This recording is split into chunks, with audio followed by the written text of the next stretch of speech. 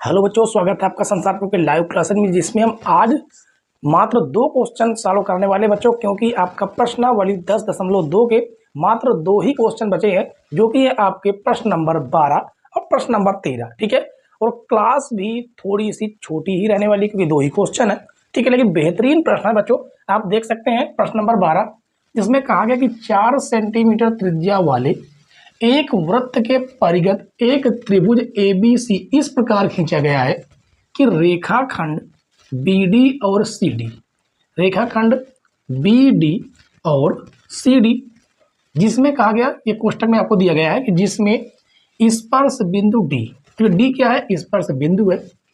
D द्वारा BC विभाजित है, B और C क्या है? विभाजित है, जिसकी लंबाइयां क्रमशः 8 सेंटीमीटर और 6 सेंटीमीटर है। मतलब BD की जो लंबाई है, जो ये वाली लंबाई है, वो है 8 सेंटीमीटर, ये वाली, और उसके बाद ये लंबाई जो दी गई है, ये 6 सेंटीमीटर है। ठीक है, अब इसके बाद कहा गया कि भुजाएं AB और AC ज्ञात कीजिए। A से B तक की दूरी और AC, ये हमें 2 भुजाएं ज्ञात करनी है। ठीक है, अब यहाँ पर एक काम करेंगे।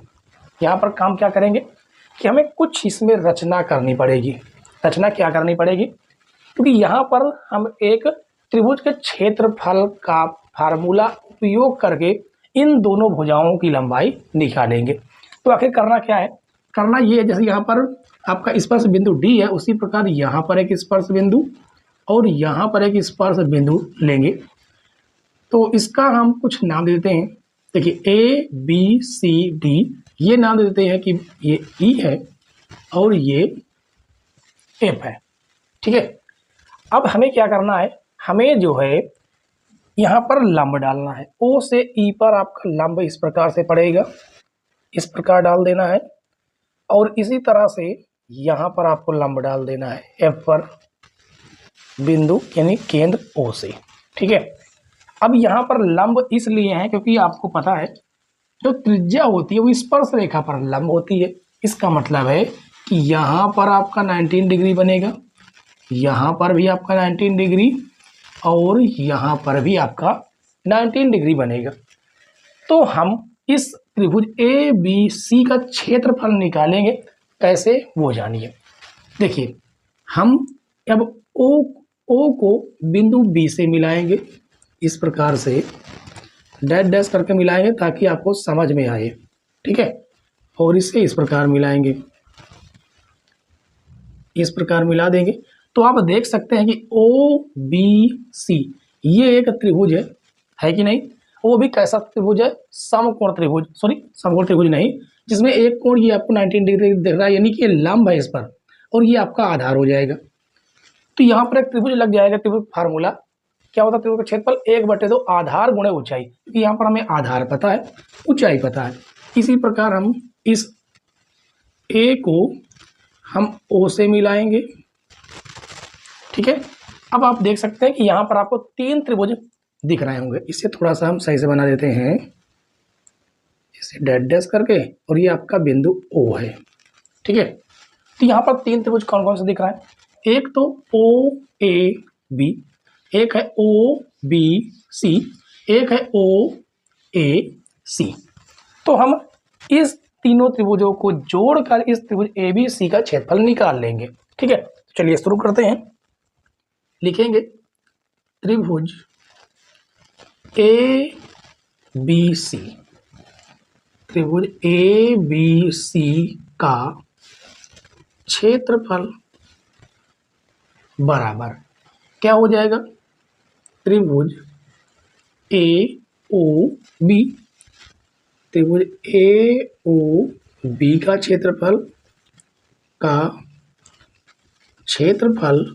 प्लस त्रिभुज OBC का क्षेत्रफल, OBC का, ये देखिए OBC का क्षेत्रफल, ठीक है, और प्लस त्रिभुज AOC का क्षेत्रफल। आप इसे इस प्रकार से भी कह सकते हैं, किस प्रकार से? BOC, तो यहाँ पर इसको लिख देते हैं बी ओ सी का क्षेत्रफल और ए ओ सी का क्षेत्रफल, ए ओ सी का क्षेत्रफल। ठीक है, अब हमें क्या करना है, अब हम ये करेंगे कि यहाँ पर फार्मूला लगाएंगे। फार्मूला हम आपको अलग से लिख देते हैं, कहाँ पर, ये रहा, यहाँ पर त्रिभुज का क्षेत्रफल जो कि होता है 1/2 आधार गुणे ऊंचाई, आधार गुणे ऊंचाई। ठीक है, इस फार्मूले का हम इस्तेमाल करेंगे तो ये हो जाएगा 1/2। आधार आपका क्या हो गया, आधार आपका ये हो जाएगा। देखिए एक बात यहाँ पर और जानिए, आपको पता है कि ये आपके स्पर्श बिंदु हैं और ये आपका इस वृत्त का बाह्य बिंदु है, और बाह्य बिंदु से वृत्त पर खींची गई स्पर्श रेखाएं बराबर होती हैं। तो इसका मतलब है ये आपका 8 सेंटीमीटर, तो ये भी आपका 8 सेंटीमीटर ही होगा। कहाँ तक की, ये दूरी, ये वाली। ठीक है, इसी प्रकार जैसे ये 6 सेंटीमीटर तो ये भी 6 सेंटीमीटर ही होगा। अब जितनी दूरी ए ई की होगी उतनी दूरी ए एफ की होगी। तो हमें नहीं पता, तो इसे हम मान लेते हैं कि ये हमारा x सेंटीमीटर है। कितना, x सेंटीमीटर। ठीक है, अब इसके बाद आधार आपका कौन, आधार हो गया आपका ए बी। तो यहाँ पर लिखेंगे ए बी आधार गुणे क्या होता है, ऊंचाई। ऊंचाई कितनी है आपको पता है कि त्रिज्या कितनी, 4 सेंटीमीटर। ये त्रिज्या कितनी है, ये सभी की सभी 4 सेंटीमीटर ही है, क्योंकि ये त्रिज्याएं हैं। ठीक है, ये कितनी है, 4 सेंटीमीटर। क्या नाम है, ओ ई। ये हो जाएगा ओ ई प्लस 1/2। इसका आधार है बी सी, बी सी गुणे ओ डी प्लस 1/2। आधार हो जाएगा आपका ए सी गुणे ऊंचाई हो जाएगी आपकी ओ एफ। ठीक है, ये आपका क्षेत्रफल का हमने फार्मूला रखा है। अब इसमें वैल्यू रखना शुरू करते हैं। 1/2 आधार, ए बी आधार है, यहाँ तक की दूरी 8 है और ये आपका टोटल x है। तो ए बी कितना हो गया, x + 8, x + 8 और ये रहा आपका 4। ठीक, इसी प्रकार से 1/2 और बी सी ये रहा टोटल 8 और 6 कुल मिलाकर कितना, 14। और गुणे में आपका ये हो जाएगा ओडी जो कि 4 रहेगा, प्लस 1/2 गुणे ए सी टोटल ये रहा जो कि 6 + x हो जाएगा, या x + 6 बोल सकते हैं, x + 6 और ओ एफ है 4। ठीक है, अब यहाँ से यदि आप देखें तो कुछ कॉमन आपको दिख रहा है। कॉमन क्या दिख रहा है, 1/2 तो है ही, साथ में 4 भी हर जगह पर है, तो 4 भी कॉमन कर लेते हैं। बाकी हमारे पास बचता है कितना, x + 8 और ये आपका 14 और ये आपका x + 6। ठीक, इसको काट रहे हैं, ये हो जाएगा 2 दूनी 4, तो यहाँ पर बचेगा 2। बाकी जोड़ लेते हैं, x और x मिलकर हो जाएगा 2x। ठीक है, प्लस और 8 6 14, 14 कितना हो जाएगा, 28 हो जाएगा, ये हो जाएगा 28। ठीक है, और उसके बाद कितना आ जाएगा, ये तो आपका बन जाएगा त्रिभुज ए बी सी का क्षेत्रफल बराबर। इस 2 का चाहे तो हम अंदर गुणा कर सकते हैं, चाहे तो ना गुणा कीजिए, तब भी कोई दिक्कत नहीं है। तब भी यहाँ से हमें कुछ कॉमन दिख रहा है। कॉमन क्या दिख रहा है, कॉमन दिख रहा है आपका 2 कॉमन करेंगे तो ये बनेगा x + 2 × 2, 2 चौको 8, यानी आपका क्षेत्रफल आया 2 दूनी 4 x + 14 सेंटीमीटर स्क्वायर। ये आपका क्षेत्रफल आया है इन 3 त्रिभुजों के सहारे हमने निकाला है। ठीक है, जबकि यदि हमें x पता चल जाए, केवल x पता चल जाए, तो हम इन सभी भुजाओं की दूरी निकाल सकते हैं। ठीक, चलिए, तो एक तरीका आपके पास और है त्रिभुज का क्षेत्रफल निकालने का। वो तरीका क्या है? आपने 9th क्लास में पढ़ा था। 9th क्लास में क्या पढ़ा था? हीरोन का सूत्र। आपने पढ़ा था हीरोन का सूत्र, और हीरोन का सूत्र ये था कि त्रिभुज का क्षेत्रफल बराबर under root S, S minus A, S minus B और एस माइनस सी। ये एस आखिर है क्या? ये एस है अर्ध परिमाप। क्या है? अर्ध परिमाप है, जिसका फार्मूला होता है A plus B plus C by 2, यानी कि तीनों भुजाओं का योग बटे 2।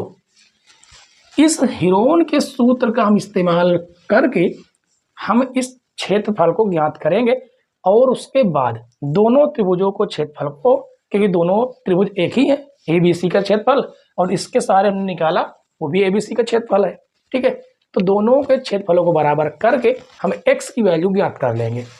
तो चलिए, तो देखिए अब हम क्या करते हैं कि ये आपका क्षेत्रफल है। ठीक है, इसको हम यहाँ पर लिख देते हैं सीधे डायरेक्ट। इतना आप लोग नोट कर लीजिए, स्क्रीनशॉट ले लीजिएगा, ताकि यहाँ पर हम लिख सकें कि 4x प्लस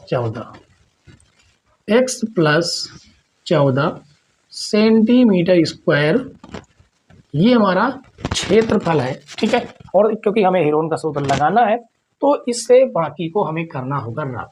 ठीक है, तो इतने को हम रफ करते हैं, क्योंकि आपने स्क्रीनशॉट ले ली होगी। ठीक है, अब चलिए, अब सबसे पहले हमें क्या करना है? सबसे पहले हम अर्ध परिमाप निकालेंगे। ठीक है, तो निकालते हैं अर्ध परिमाप। अब आगे देखिए, अर्ध परिमाप यानी कि तीनों भुजाओं का योग बटे 2 होता है। ठीक है, चलिए यहाँ पर लिखेंगे हीरोन के सूत्र से। सबसे पहला काम ये करेंगे कि हम लिखेंगे हीरोन के सूत्र से। हीरोन के सूत्र से, सूत्र से सबसे पहले निकालते हैं एस। एस निकालने के लिए पहले हम भुजाएं तो बता दें, भुजाएं आखिर क्या क्या हैं। तो यहाँ पर हम मान लेते हैं कि माना भुजा ए बराबर, ये आपकी ए बी, कौन सी? ए बी, जो कि ए बी है किसके बराबर? ए बी है x प्लस 8 के बराबर, x प्लस 8 सेंटीमीटर। और जो बी है वो है आपकी बी सी, जो कि है 8 प्लस 6 बराबर 14 सेंटीमीटर। और सी है आपके पास ए सी, जो कि है आपका x प्लस 6 सेंटीमीटर। तो आपके पास ए बी सी भुजाएं आ गई। अब इसके बाद हम क्या निकालेंगे? हम एस निकालेंगे। एस क्या होता है? अर्ध परिमाप, यानी तीनों भुजाओं का योग बटे 2, यानी A plus B plus C by 2। तो ये हो जाएगा एस बराबर, ए की वैल्यू हमारे पास है x प्लस 8, बी की वैल्यू है x प्लस 6, बी की वैल्यू है 14। ठीक है, बी की वैल्यू कितनी है? ये है 14, प्लस सी की वैल्यू है x प्लस 6 बाई 2। तो यहाँ से आएगा s बराबर, x और x मिलके हो जाएगा 2x, और ये होगा 14, 8 6 14, 14 कितना हो जाएगा? प्लस का 28 बाई 2। तो यहाँ पर हम एक काम करेंगे कि 2 हम कॉमन कर लेंगे, तो बचेगा x प्लस 28 बटे में 2, 2 से 2 कटेगा, तो यहाँ से निकलेगा x बराबर, s बराबर x प्लस, अच्छा यहाँ 2 हमने कॉमन ही कर लिया, तो यहाँ पर बचेगा क्या? यहाँ पर 14 बचेगा, 28 नहीं, यहाँ पर बचेगा आपका 14। ठीक है, ये हो जाएगा आपका 14। तो ये तो रहा आपका S, यानी अर्ध परिमाप। ठीक है, अब हम हीरोन का सूत्र लगाएंगे, जो कि है त्रिभुज का क्षेत्रफल। त्रिभुज का क्षेत्रफल बराबर अंडर रूट फार्मूला होता है S minus A, S minus B और एस माइनस सी। ये फार्मूला होता है, आपने पढ़ा है, ठीक है। अब लिखेंगे, अच्छे त्रिभुज का ये फार्मूला हमने लिख दिया, तो यहाँ पर लिखेंगे त्रिभुज ए बी सी का क्षेत्रफल बराबर अंडर रूट एस। एस कितना है? एस आपका ये रहा एक्स प्लस 14, उसके बाद एस यानी एक्स प्लस 14 माइनस ए। ए आपका ये रहा जो कि है एक्स प्लस 8, तो ये हो जाएगा एक्स माइनस अंदर जाएगा, अंदर का चिन्ह आपको बदल जाएगा, ठीक है। और इसके आगे देखिए हमारे पास जगह तो नहीं, हम नीचे लिख देते हैं एस माइनस बी यानी ये आपका रहा 14। तो एस है किसके बराबर? एस आपका है एक्स प्लस 14 है और माइनस है कितना? 14। उसके बाद हो जाएगा एस यानी एक्स प्लस 14 माइनस सी कितना? सी ये रहा एक्स प्लस 6, तो एक्स माइनस अंदर जाएगा, अंदर का चिन्ह बदलेगा, ठीक है। ये टोटल आपका रूट के अंदर है, ठीक है। तो ये आपका कट जाएगा, प्लस 14 और माइनस 14 कट ही जाएगा, ठीक है। इसके बाद त्रिभुज ए बी सी का क्षेत्रफल बराबर, ये आपका प्लस माइनस ये कटेगा, प्लस माइनस ये कटेगा, तो हमारे पास ऑलरेडी क्या बचता है? बचता है एक्स प्लस 14 मल्टीप्लाई 14 में से 6 जाए, सॉरी 8 जाएंगे, तो ये बचेगा 6 मल्टीप्लाई ये आपका एक्स बचेगा, और 14 में से 6 जाएगा तो ये बचेगा 8। इतना बच रहा है हमारे पास, ठीक है। अब इसके बाद हम क्या करते हैं कि ये आपका त्रिभुज एबीसी का क्षेत्रफल है और ये भी आपका एबीसी का क्षेत्रफल है। तो इसको हम एक काम करते हैं, काम ये करते हैं कि इसको बना देते हैं समीकरण 2, और जो पहले था उसे हम बना देते हैं समीकरण 1, ठीक है। तो यहाँ पर लिखते हैं समीकरण 1 हुआ समीकरण 2 से हम ये देखते हैं कि त्रिभुज एबीसी का क्षेत्रफल तो ये भी है, तो यहाँ पर लिखते हैं 4, यहाँ पर लिखते हैं 4 और x प्लस 14 बराबर, और ये भी आपका क्षेत्रफल है, तो ये हो जाएगा x प्लस 14 और मल्टीप्लाई 6 मल्टीप्लाई x मल्टीप्लाई 8, ठीक है। हम ये चाह रहे हैं कि रूट हट जाए, तो रूट हटाने के लिए हमें दोनों पक्षों का करना होगा वर्ग। तो लिखेंगे दोनों पक्षों का वर्ग करने पर, तो जैसे ही वर्ग करेंगे ये हो जाएगा आपका 4x प्लस 14 और इस पूरे का होल स्क्वायर बराबर, और इसका आपका रूट हट जाएगा, इसका आपका रूट हट जाएगा। चलिए दिखा देते हैं एक बार, x plus 14 multiply 6 multiply x multiply 8 पूरे का होल स्क्वायर, ठीक है।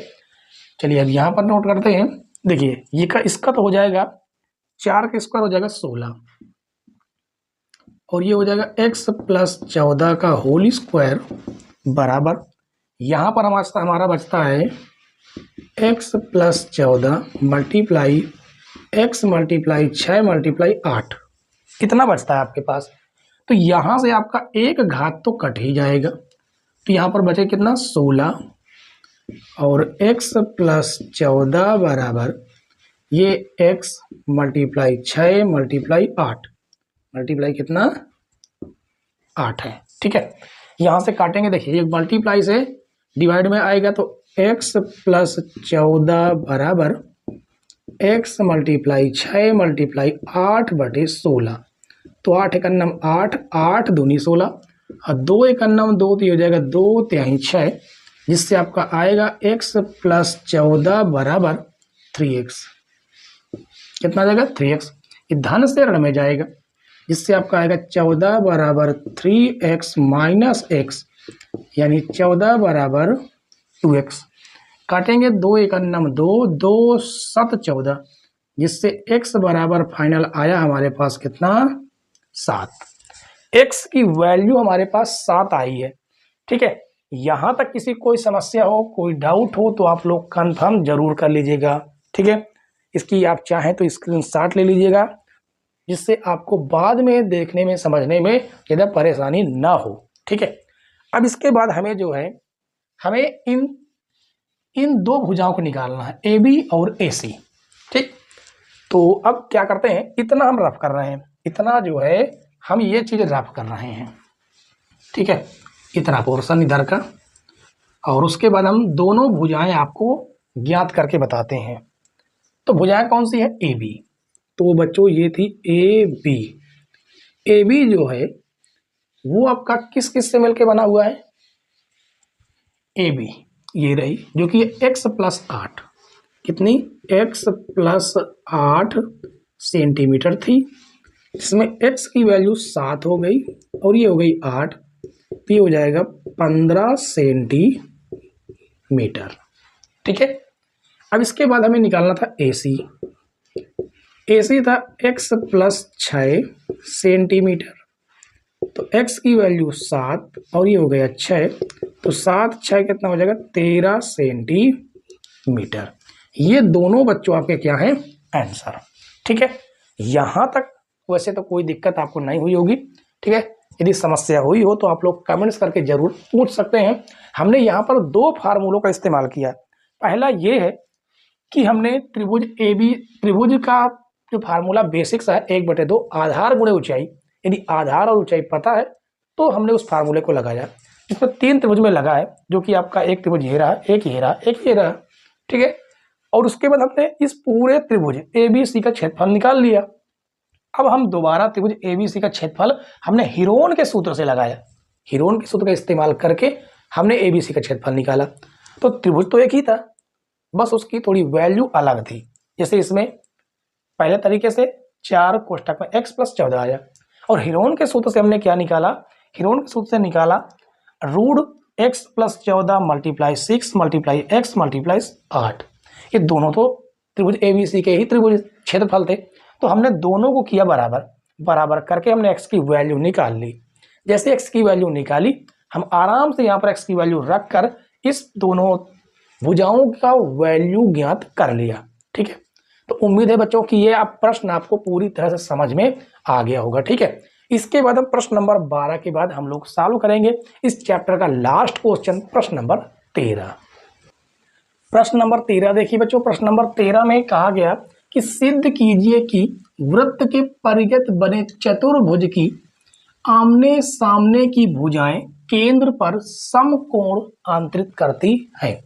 समकोण का मतलब क्या होता है, सॉरी समपूरक कोण। समपूरक कोण का मतलब होता है ऐसे दो कोण जिनका योग 180 अंश हो। ठीक है, हमसे ये चीज प्रूव करने के लिए बोला है कि ये समपूरक कोण अंतरित करेंगी। कौन कौन सी, देखिए इसमें फिगर नहीं दिया गया, हमने फिगर बनाया है।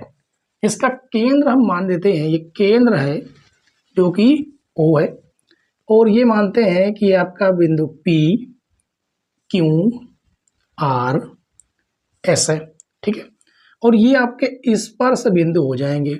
ये जो हैं ये आपके स्पर्श बिंदु हो जाएंगे, इनका नाम दे देते हैं A, ये हो जाएगा B, C और ये हो जाएगा D।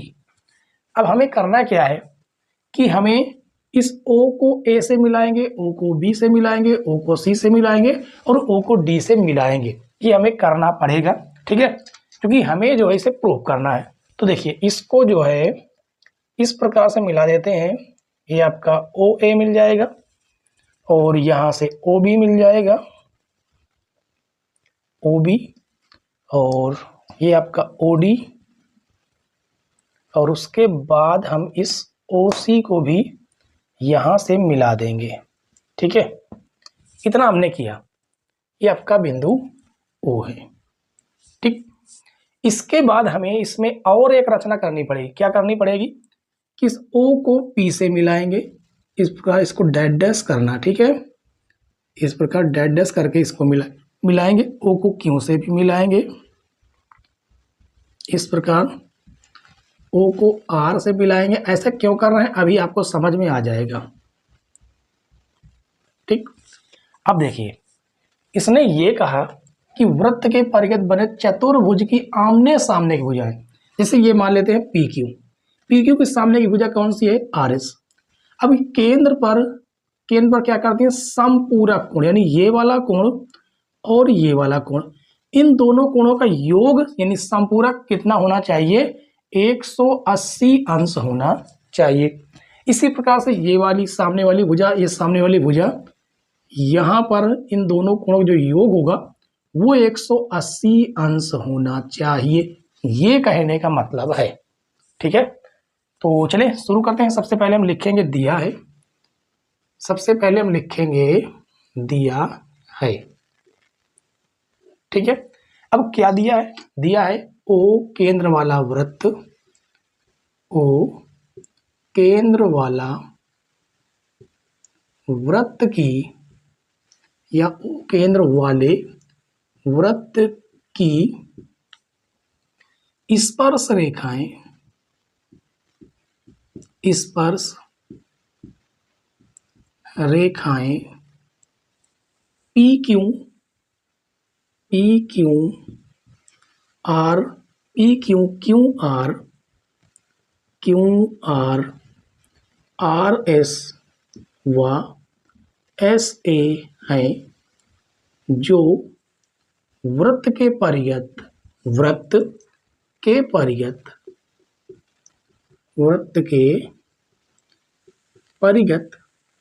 एक चतुर्भुज बनाता है, एक चतुर्भुज बनाती है। ठीक है, तो ये रहा बच्चों आपका जो इसमें दिया गया है। उसके बाद हमें लिखेंगे सिद्ध करना है, सिद्ध करना है। तो यहां पर दो चीज सिद्ध करना है। पहला ये कि कोण पी ओ क्यू, कोण पी ओ क्यू प्लस कोण आर ओ एस का योग कितना हो जाएगा? 180 अंश। और दूसरा नंबर ये है कि ये वाला कोण कौन सा? क्यू ओ आर, कोण क्यू ओ आर प्लस कोण पी ओ एस बराबर 180 अंश। ये दोनों हमें प्रूफ करना है। ठीक है, रचना हमने क्या की है वो भी हम लिख देते हैं। रचना ये हमने की है कि ओ ए कामा ओ बी ओ सी तथा ओ डी को मिलाया।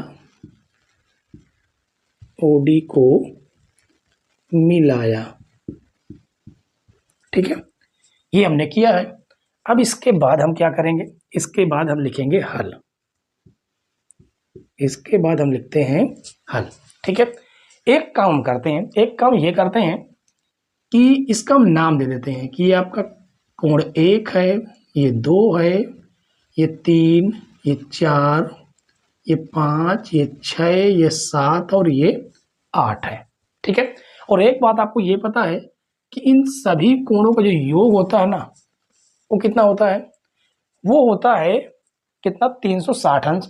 लेकिन इससे पहले हमें एक काम ये करना होगा कि हम इन दो त्रिभुजों को सर्वांगसम सिद्ध कर दें। सर्वांगसम सिद्ध कर दें मतलब आपने कक्षा 9 में सर्वांग समता के नियम पढ़े थे। तो उस हम त्रिभुज का इस्तेमाल करते हैं, मतलब उन त्रिभुजों को लिखते हैं जिन्हें में सर्वांगसम प्रूफ करना होता है। कौन कौन से हैं? वो हैं POD और POA। तो लिखेंगे POD त्रिभुज, POD व त्रिभुज POA में हम देखते हैं कि OD बराबर है OA के, OD बराबर है ओ ए के। ये क्यों? क्योंकि ये त्रिज्याएं हैं, ठीक है, त्रिज्याएं हैं इसलिए बराबर है। दूसरा ये है कि आपका ओपी जो है वो उभयनिष्ठ है, ओपी बराबर ओपी, ये क्या है? उभय निष्ठ है।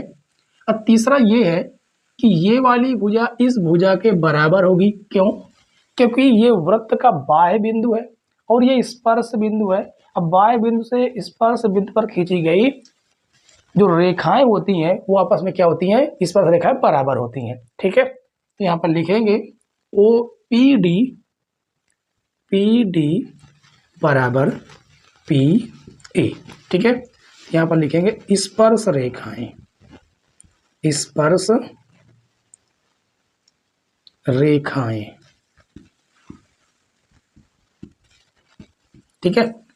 अब यहाँ पर तीनों भुजाएं ही हैं, तीनों भुजाएं बराबर है तो लिखेंगे एस एस एस सर्वांग समता, सर्वांग समता नियम से, नियम से हम ये कह सकते हैं कि त्रिभुज पी ओ डी सर्वांगसम त्रिभुज पी ओ ए।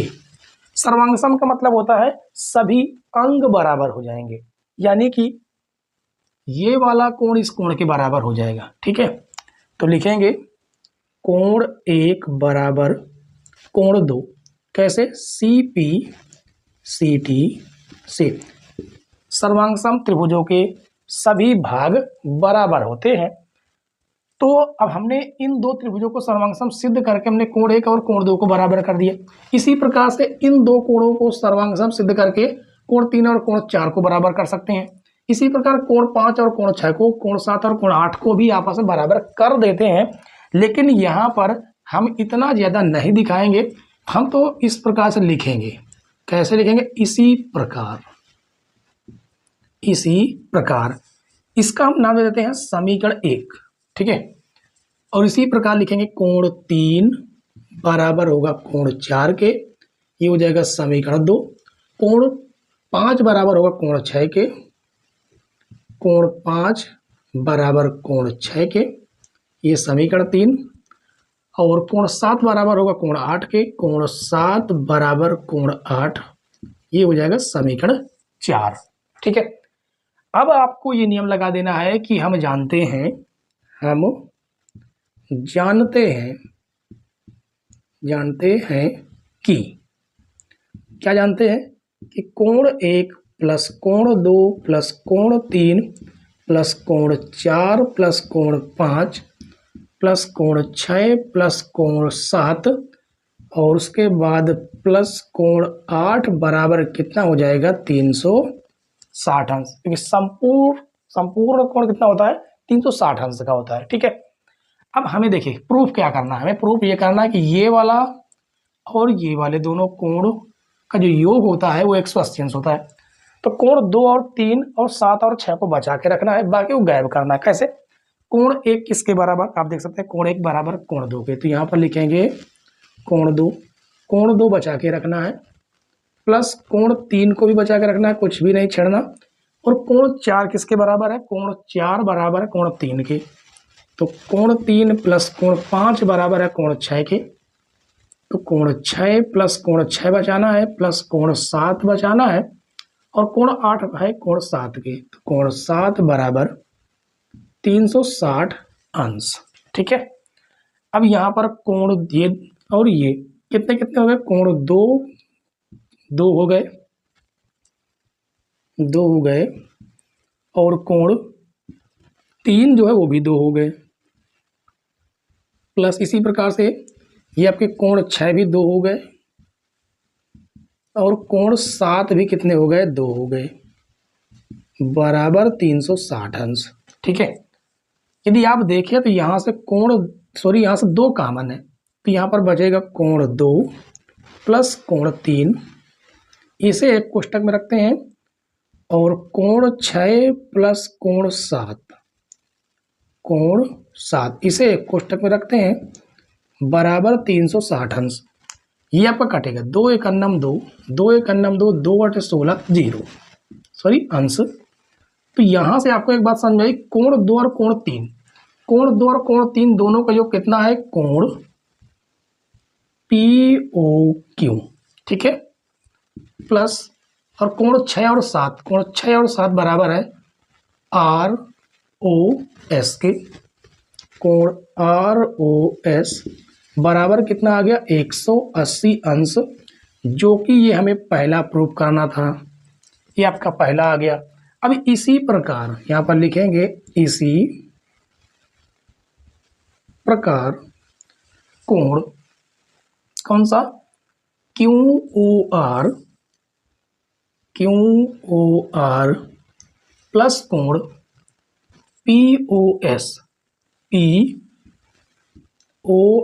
बराबर भी कितना होगा 180 अंश। मात्र हमें एक को हमें प्रूव करके दिखाना था, ठीक है, बाकी दूसरे को हमें इसी प्रकार कह के प्रूव कर देना था, ठीक है बच्चों।